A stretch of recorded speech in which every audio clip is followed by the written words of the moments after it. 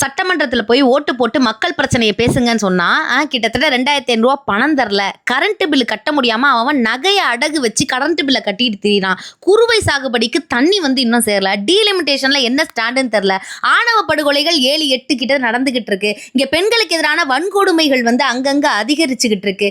சிறை மரணங்கள் கிட்டத்தட்ட 7 கிட்ட போயிட்டு இருக்கு. இதுக்கு ஏதாவது ஒரு ஸ்டாண்ட் எடுங்க. இதை பத்தி பேசுறதுக்கு, மக்கள் பிரச்சனையை பத்தி போய் பேசுங்கன்னா உங்க மூஞ்சி தெரியல.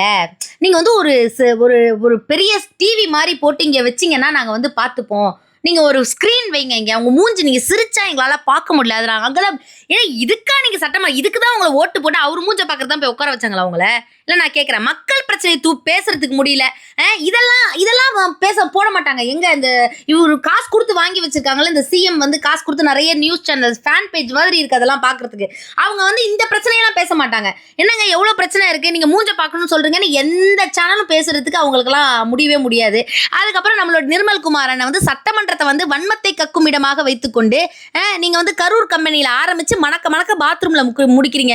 என்னமோ உங்களுக்கு பாத்ரூமே வராத மாதிரியும், நீங்க போனமா ஊர் உலகமே மணக்கிற மாதிரியும் அதை ஒரு நியூஸ்ன்னு சொல்லி அதை வேற உங்க ஃபேன் பேஜஸ்ல எடுத்து போட்டு கேவலமா இருக்கு. உண்மையிலே சட்டமன்றத்துல மக்கள் பிரச்சனையை எது பேசும் எதை பேசக்கூடாது பேசுங்க, கண்டதை பேசாதீங்க.